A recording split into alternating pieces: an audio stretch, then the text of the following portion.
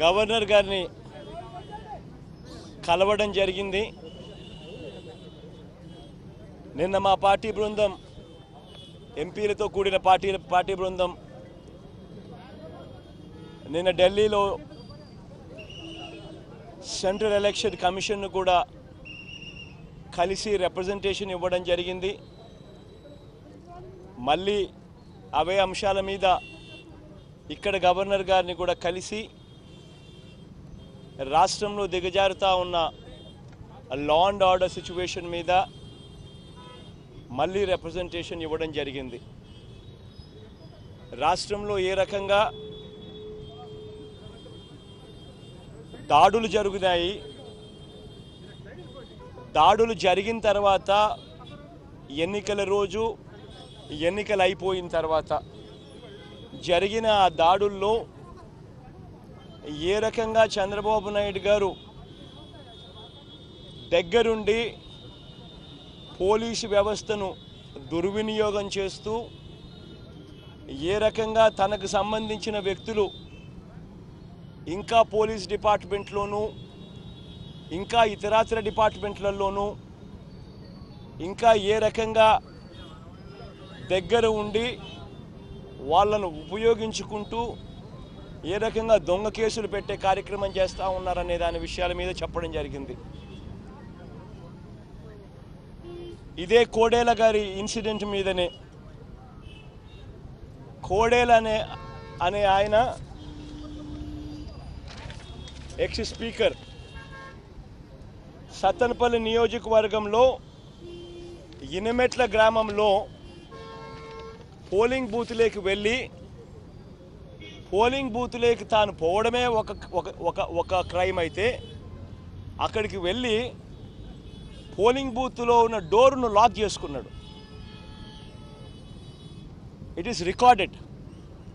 మరి పోలింగ్ బూత్లో పోలింగ్ ఆఫీసర్లు లేరా, పోలింగ్ ఏజెంట్లు లేరా? ఇంతమంది సమక్షంలో ఒక బూత్లోకి ఈయన వెళ్ళిపోయి పోలింగ్ బూత్ డోర్ను లాక్ చేసేసుకొని చొక్కాలు చింపుకోవడం, లాక్ చేసేసుకొని తనంతటి తానే చొక్కాలు చింపుకోవడము, ఇవన్నీ వీళ్ళందరి సమక్షంలో జరిగితే ఎందుకు ఆయన మీద కేసులు పెట్టరా? పోలింగ్ బూత్లోకి వెళ్ళి డోర్ లాక్ చేసుకోవడం పనిషబుల్ క్రైమ్ కాదా? కేసు పెట్టదగ్గ క్రైమ్ కాదా? ఒక వ్యక్తి అలా వెళ్ళి చేయొచ్చా? ఒక బూత్లోకి చొరబడి పోలింగ్ బూత్ డోర్ లాక్ చేసేసుకొని భయభ్రాంతులకు గురి చేయొచ్చా? చొక్కా చింపుకోవడము అవన్నీ చేయొచ్చా? అక్కడ ఆయన మీద ఎందుకు కేసు పెట్టలా? గురుజాల్ లాంటి ప్లేసులో యథేచ్ఛగా వాళ్ళకు ఓట్లు వేయలేదని ముస్లిమ్స్ను ఎస్సీలను ఏకంగా వాళ్ళ ఇళ్ళ మీద దాడి చేసి కొట్టచ్చా? కొట్టినా కేసులు ఎందుకు పెట్టలేదు? ఇలా ప్రతి సందర్భంలోనూ ఎమ్మెల్యే శ్రీవాణి గారిని ఏకంగా రూమ్లో లాక్ చేసేసి ఆవిడను తెలుగుదేశం పార్టీ వాళ్ళు ఆవిడను మ్యాన్ హ్యాండిల్ చేసి ఆవిడను అటాక్ చేసినా కూడా మళ్ళీ పోలీసులు వెళ్ళి ఆవిడను విడిపించుకొని రావాల్సిన పరిస్థితిలోకి వచ్చిన తర్వాత అటువంటి పని జరిగినప్పుడు ఎందుకు వాళ్ళ మీద కేసు పెట్టలేదు?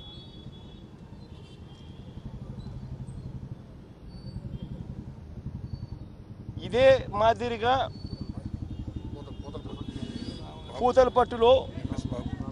పూతలపట్టులో ఏకంగా candidate SC candidate MLA SC candidate మా తరఫున కంటెస్ట్ చేసిన క్యాండిడేట్ ఎంఎస్ బాబును ఏకంగా తెలుగుదేశం పార్టీ వాళ్ళు ఏకంగా పోలింగ్ రోజు కొట్టారు. కుట్లు పడినాయి, ఏకంగా కుట్లు పడ్డాయి. ఈ రోజుకి కూడా హాస్పిటల్లో ఉన్నాడు. ఎందుకు కేసు పెట్టలేదు? అసలు ఎక్కడ లా అండ్ ఆర్డర్ ఉంది? యథేచ్ఛగా ఒక 40 మంది డిఎస్పీలను వీళ్ళు ఇష్టం వచ్చినట్టుగా అవుట్ ఆఫ్ టర్న్ ప్రమోషన్లు ఇచ్చినారు ఒక కులానికి సంబంధించిన వాళ్ళను. మిగతా వాళ్ళకి ఎవరికి ఇవ్వాల, కేవలం ఒకే కులానికి సంబంధించిన వాళ్ళని చంద్రబాబు నాయుడు గారు. ఇంతకుముందు కూడా ఎలక్షన్ కమిషన్ మేము కంప్లైంట్ చేసినాం, అవుట్ ఆఫ్ టర్న్ ప్రమోషన్స్ డిఎస్పీలుగా. ఆ డిఎస్పీలు ఇష్టం వచ్చినట్టుగా వీళ్ళ తొత్తులుగా బిహేవ్ చేస్తూ ఉన్నారు. వీళ్ళకి నచ్చిన వాళ్ళను ఎస్పీలుగాను ఇతరత్ర ప్లేసుల్లోనూ, ఇంపార్టెంట్ ప్లేసుల్లోనూ, లా అండ్ ఆర్డర్లోనూ, ఇంటెలిజెన్స్లోనూ ఇష్టం వచ్చినట్టుగా పోస్టింగ్లు ఇచ్చారు. వీళ్ళందరూ కలిసి ఇవాళ లా అండ్ ఆర్డర్ ఇంత దారుణంగా డిటూరియేట్ అవుతూ ఉంటే అన్యాయంగా కేసులు ఎవరి మీద పెడతా ఉన్నారు? పెట్టాల్సిన వాళ్ళ మీద కేసులు పెట్టకోకుండా బాధితుల మీద కేసులు పెట్టే పరిస్థితిలోకి ఈరోజు ఈ వ్యవస్థ దిగజారిపోయింది. ఇంత దారుణంగా లా అండ్ ఆర్డర్ దిగజారిపోయిన పరిస్థితుల్లో ఇంటర్వ్యూన్ కాండి అని చెప్పి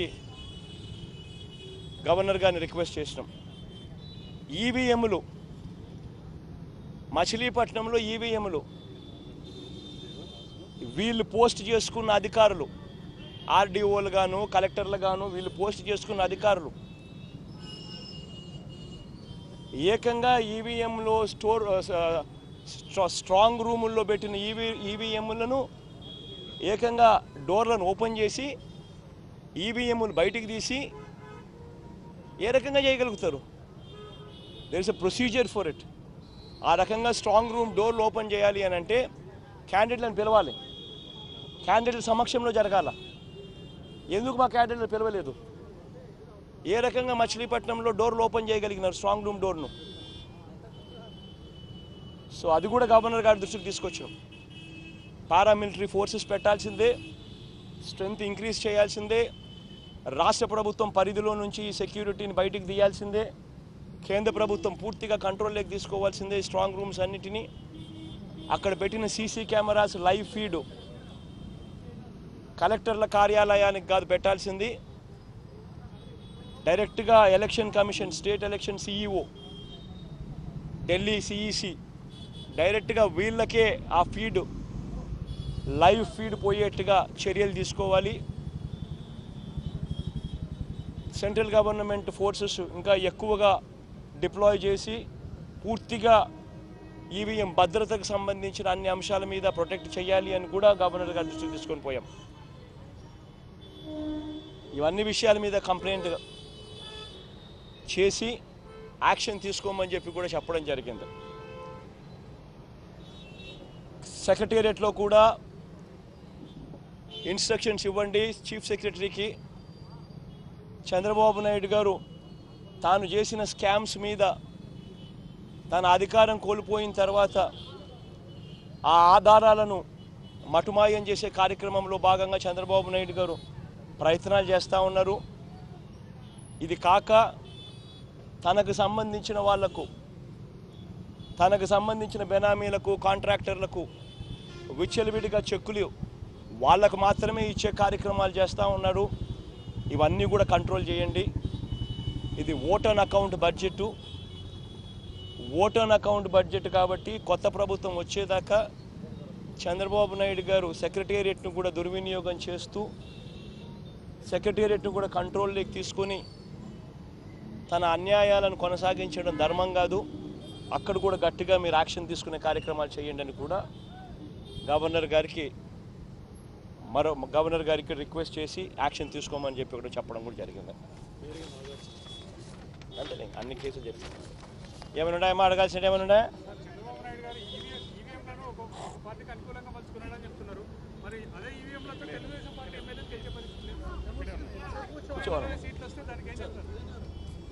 ఒక్క నిమిషం రానిలేమ్మా. ఈవీఎంలకు సంబంధించి నేను చంద్రబాబు నాయుడు గారిని, ఇన్ఫ్యాక్ట్ మీరంతా కూడా చంద్రబాబు నాయుడు గారిని ఒక ప్రశ్న సూటిగా అడగాలమ్మా, ఒక ప్రశ్న సూటిగా అడగాలి చంద్రబాబు నాయుడు గారిని. ఈవీఎంలు అన్నది 80% ఆఫ్ ది జనాభా ఓట్లు వేసినారు. రికార్డ్ పోలింగ్ 80% జనాభా వెళ్ళి పోలింగ్ బూత్లో బటన్ నొక్కినారు. బటన్ నొక్కిన తర్వాత వాళ్ళు ఏ పార్టీకి ఓటేశారని వీవీప్యాట్లో వాళ్ళకి కనిపిస్తూ ఉంది. వాళ్ళకి వీవీప్యాట్లో వాళ్ళు వేసిన ఓటు వీవీప్యాట్లో వాళ్ళకి కనిపించే ఓటు రెండు మ్యాచ్ అయ్యాయి కాబట్టి వాళ్ళు సాటిస్ఫై అయ్యి బూత్లో నుంచి బయటకు వచ్చారు. ఈ 80% మంది ఎవరైతే ఓటేశారో ఎవడు కంప్లైంట్ చేయాల, ఏ ఓటరు కూడా కంప్లైంట్ చేయాల. ఇప్పుడు నేనున్నాను, వెళ్ళి నేను ఫ్యాన్ గుర్తుకు నేను నొక్కిన తర్వాత వీవీప్యాట్లో నాకు సైకిల్ గుర్తు కనిపిస్తే నేను ఎందుకు గమ్మనుంటాను కదా. బూత్లో అక్కడే నేను గొడవ చేసిండు, బూత్లోనే వెంటనే కంప్లైంట్ లాంచ్ చేసిండు, బూత్లోనే అన్ని చేసిండు కదా. అట్లా ఏ పార్టీకి ఎవరన్నా కానీ ఇలా ఓటేసిన తర్వాత వీవీప్యాట్లో వేరే పార్టీకి ఓటేసినట్టుగా ఎవరికి కనిపించలేదు కాబట్టి 80% మంది జనాభా ఓట్లేసిన ప్రతి ఒక్కరూ సాటిస్ఫై అయ్యి ఎటువంటి బూత్లో కానీ బూత్లో కంప్లైంట్ ఇవ్వడం కానీ పోలింగ్ ఆఫీసర్ దగ్గర కంప్లైంట్ ఇవ్వడం కానీ ఎటువంటి ఎక్కడ జరగల. ఇవన్నీ చంద్రబాబు నాయుడు గారికి తెలిసి తాను ఎవరికి ఓటేసాడో తనకే తెలియదని చెప్పి సినిమాలో ఒక సినిమాలో విలన్ పాత్ర పోషిస్తూ డ్రామాలు చేయడము ఎంత మటుకు ధర్మం చంద్రబాబు నాయుడు గారిని అడుగుతా ఉన్నా. ఇంకొకటి రెండో విషయం, ఇంకోటి చంద్రబాబు నాయుడు గారిని అడుగుతా ఉన్నా. పోలింగ్ మొదలయ్యే ముందు ప్రతి పోలింగ్ బూత్లోనూ అన్ని పార్టీలకు సంబంధించిన పోలింగ్ ఏజెంట్లు అక్కడ కూర్చుంటారు. వాళ్ళందరూ కూర్చున్న తర్వాత ఈవీఎంలు వీళ్ళందరూ చెక్ చేస్తారు, వీళ్ళందరూ టెస్ట్ చేస్తారు. 50 ఓట్లు మాక్ పోలింగ్ చేస్తారు. 50 ఓట్లు మాక్ పోలింగ్ చేస్తారు ఈ పోలింగ్ ఏజెంట్స్. వాళ్ళు నొక్కిన గుర్తు వీప్యాట్లో వాళ్ళకు స్లిప్ ఏదైతే బయటకు వస్తుందో ఆ గుర్తు రెండు మ్యాచ్ అయినాయా లేదో చూసుకుంటారు. చూసుకున్న తర్వాత వీళ్ళు సంతకాలు పెడతారు, పోలింగ్ ఏజెంట్ సంతకాలు పెడతారు. మేము వెరిఫై చేసినాము 50 ఓట్లు ఒక్కొక్కరు 50 ఓట్లు వెరిఫై చేసినాము, ఈవీఎంలు బాగా పనిచేస్తూ ఉన్నాయి అని సంతకాలు పెడతారు. ఆ సంతకాలు పెట్టిన తర్వాతనే జనరల్ ప్రజలకు పబ్లిక్కు ఓటింగ్ను పర్మిట్ చేస్తారు. ఓటింగ్ తర్వాతనే అవకాశం ఇస్తారు జనరల్ పబ్లిక్కు. మరి ఇటువంటి తెలుగుదేశం పార్టీకి సంబంధించిన ఏజెంట్లే అన్ని పార్టీలకు సంబంధించిన ఏజెంట్లతో పాటు కలిసి నొక్కి వీవీప్యాట్లలో కూడా దాన్ని చూసుకొని కరెక్ట్గా అన్నీ పనిచేస్తూ ఉన్నాయని చెప్పి వెరిఫైడ్ అని చెప్పి సంతకం పెట్టి పోలింగ్ ఆఫీసర్లకు ఇచ్చిన తర్వాతనే పోలింగ్ మొదలైంది. మరి ఏ రకంగా చంద్రబాబు నాయుడు గారు చెప్తారు ఈ రకంగా ఈవీఎంలు అది జరిగాయి, ఈవీఎంలు ఇది జరిగాయి, నేను ఎవరికి ఓటేసానో నాకు తెలియదు అని చెప్పి ప్రజలను తప్పుదోవ పట్టించడం నిజంగా ఒక ముఖ్యమంత్రి స్థాయిలో ఉన్న వ్యక్తి చేయదగ్గ పనేనా అని అడుగుతా ఉన్నా. ఇక మూడోది చంద్రబాబు నాయుడు గారిని మీ తరపున అడుగుతా ఉన్నా, మీరు కూడా దయచేసి అడగండి. ఇదే పెద్ద మంచి చంద్రబాబు నాయుడు 2014లో గెలిచింది ఈవీఎంలతో కాదా? అప్పుడన్నా ఇంకా వీవీప్యాట్లో ఇంకా లేవు, ఇంకా మేము అనాలా. అప్పుడు బటన్ ఎవరికి నొక్కినామో ఎవరికి పోటు పడిందో మాకు తెలియదని మేము అనాలా. కానీ ఇక్కడైతే కనీసం కనిపిస్తూ ఉంది వీవీప్యాట్ తర్వాత ఇంకా వీవీప్యాట్ కూడా వచ్చింది. బటన్ నొక్కిన తర్వాత వీవీప్యాట్లో కనిపిస్తూ ఉంది ఏ పార్టీకి ఓటేసామని. అప్పుడు చంద్రబాబు నాయుడు 2014లో గెలిచినప్పుడు అది కూడా లేదు, అయినా మేమేమనలా. చంద్రబాబు నాయుడు గారు నంద్యాల బై ఎలక్షన్ చేసినాడు, తర్వాత 30,000తో గెలిచినాడు నంద్యాల బై ఎలక్షన్. అప్పుడు ఇదే ఈవీఎంలు ఇదే వీవీప్యాట్ ఆయనకు అనుకూలంగా తీర్పు వస్తే ఏమలా అన్నీ బాగున్నాయి. వీవీప్యాట్లు బ్రహ్మాండంగా ఉన్నాయి, ఈవీఎంలు బ్రహ్మాండంగా ఉన్నాయి. మరి ఇదే ఈవీఎంలు జనరల్ ఎలక్షన్స్కు 3 నెలల ముందు రాజస్థాన్, ఛత్తీస్గఢ్, మధ్యప్రదేశ్ 3 రాష్ట్రాలలో కాంగ్రెస్ పార్టీ గెలిచింది, ఇంక్లూడింగ్ కర్ణాటకలో కూడా 4 రాష్ట్రాల్లో కాంగ్రెస్ పార్టీ గెలిచింది. బీజేపీ ఓడిపోయింది 4 ఎలక్షన్లు, ఎన్నికలకు జనరల్ ఎలక్షన్స్కు 3 నెలల ముందు. మళ్ళీ అప్పుడు ఇవే ఈవీఎంలే కదా, అప్పుడు ఎందుకు చంద్రబాబు నాయుడు మాట్లాడలేదు? ఒక ముఖ్యమంత్రి స్థాయిలో ఉన్న వ్యక్తి ప్రజలు తనను వ్యతిరేకంగా ఓటు వేస్తున్నారు అని చెప్పి తెలిసి ప్రజల గాలి తన వైపు లేదు అని తెలుసుకొని ఎంతటి దారుణంగా డెమోక్రసీని అవహేళన చేస్తూ ప్రజల తీర్పును అవహేళన చేస్తూ మాట్లాడుతూ ఉంటే ఈ మనిషి నిజంగా మనిషేనా అని అడుగుతా ఉన్నా. తాను గెలిస్తే ఏమో అన్నీ బాగున్నట్టే, తాను ఓడిపోతే మాత్రం ప్రజలు ఓటేయలేదు అనే మాట ఒప్పుకోకుండా ఈవీఎంల మీద నెపాన్ని నెట్టడం. ఈయన బుద్ధి ఈ 5 ఏళ్ళు చూస్తే ఈయన బుద్ధి అయ్యేది. గెలిస్తే సింధుకు నేనే బ్యాడ్మింటన్ నేర్పించిన, బిల్ గేట్స్ కంప్యూటర్ ఎలా నొక్కాలో నేనే నేర్పించిన, సెల్ ఫోన్ నేనే కనిపెట్టా.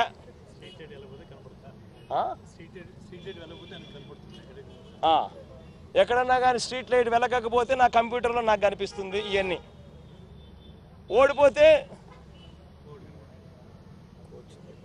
ఓడిపోతే సింధు కోచ్ తప్పు, నా computer correct, bill gates button నొక్కడం కరెక్ట్గా నొక్కల. ఇవన్నీ మాట్లాడతాడు. ఇదే జరుగుతూ ఉంది. ప్రజలు చంద్రబాబు నాయుడు గారు 5 సంవత్సరాల పరిపాలన చూశారు, ఆయన చేసిన మోసాలను చూశారు, ఆయన చేసిన అన్యాయాలను చూశారు, ఆయన చేసిన అధర్మ పరిపాలన చూసినారు. చూసిన తర్వాత ప్రజలు ఈ 5 సంవత్సరాల చంద్రబాబు నాయుడు గారి పరిపాలనతో ప్రజలు విసిగెక్కిపోయి ఇక వద్దు బాబు చంద్రబాబు నాయుడు నీ పరిపాలన, బాయ్ బాయ్ బాబు అని చెప్పి ప్రజలు పూర్తిగా డిసైడ్ చేసుకొని చంద్రబాబు నాయుడుకు బాయ్ బాయ్ బాబు చెప్పినారు.